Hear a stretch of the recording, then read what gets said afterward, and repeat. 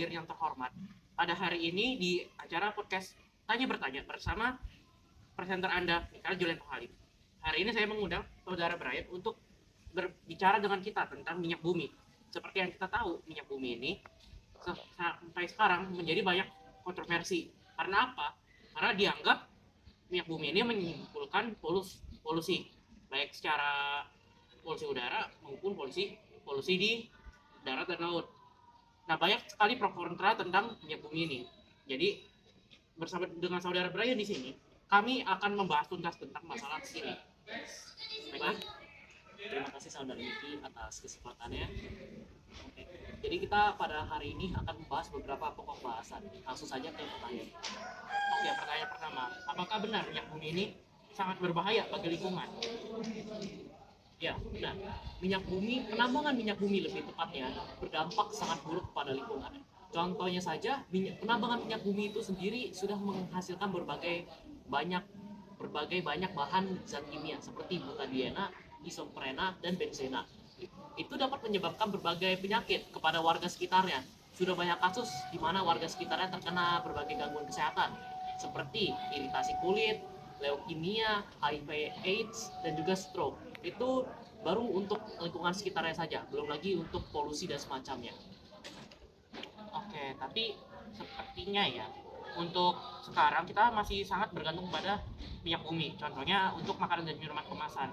Biasanya dijual dalam plastik, di mana plastik merupakan turunan dari minyak bumi. Lalu ada juga bahan bakar untuk kendaraan bermotor seperti bensin, diesel, dan aftur untuk pesawat.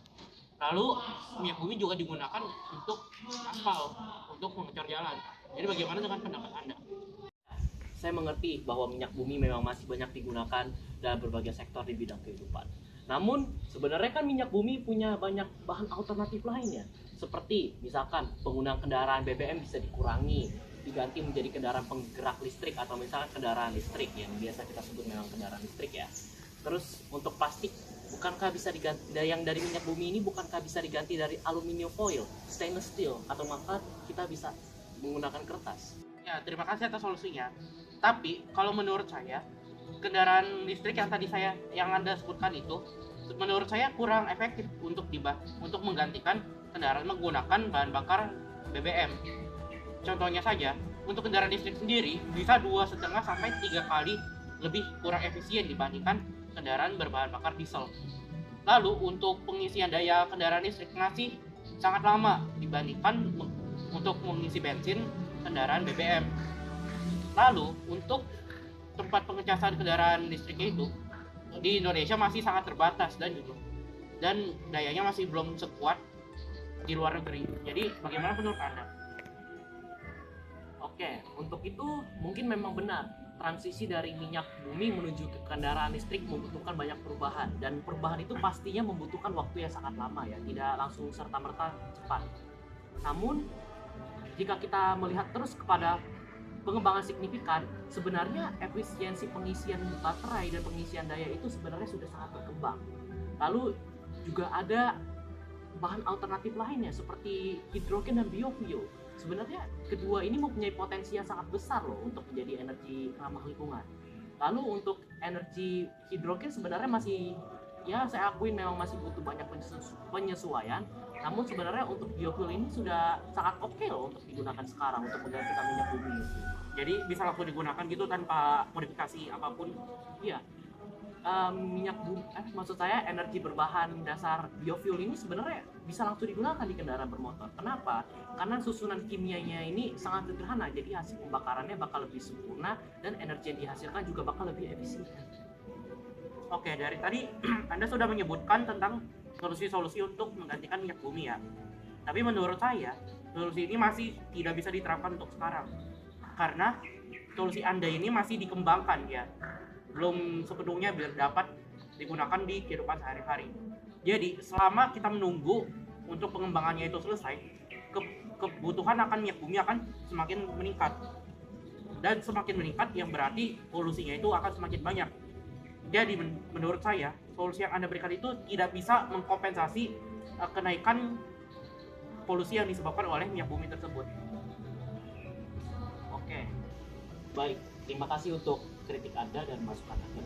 Namun sebenarnya yang dikatakan Anda tidak salah.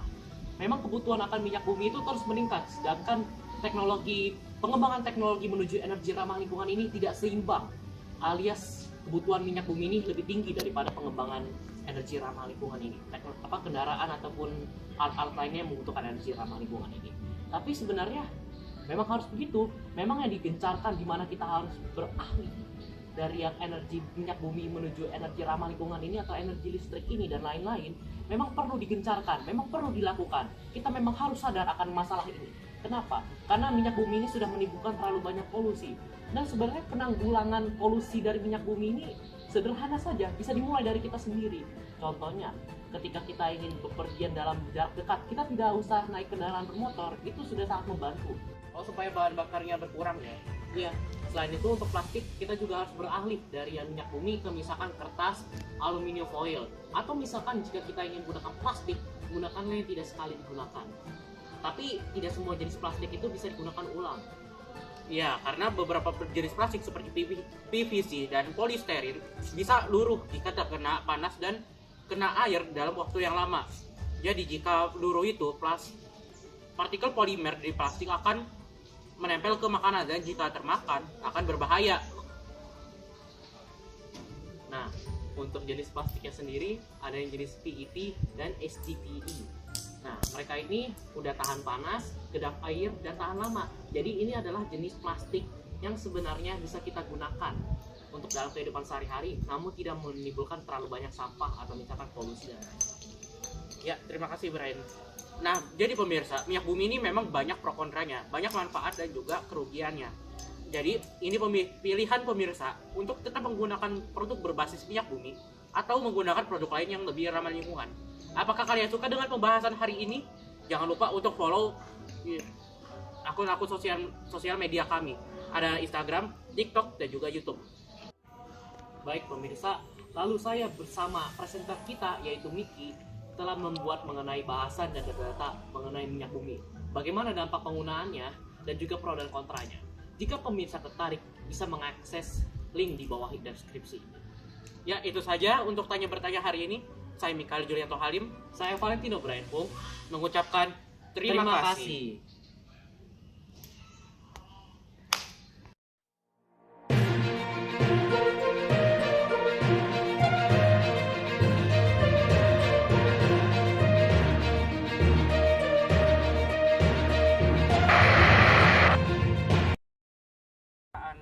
Yang berbahan bakar diesel ataupun bensin, karena untuk Oh my god. Why are you laughing? Efisiensi yang sangat buruk, yaitu 2,5 sampai 3 kali lebih rendah. Muka lu Stop. Oh my god. Apa? Kok masuk deh?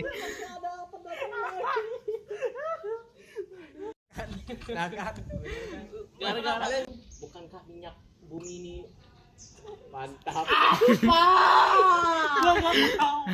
nggak tahu, sumpah gua nggak tahu. Lalu untuk plastik bukankah bisa digantikan dengan aluminium foil, stainless steel ataupun kertas?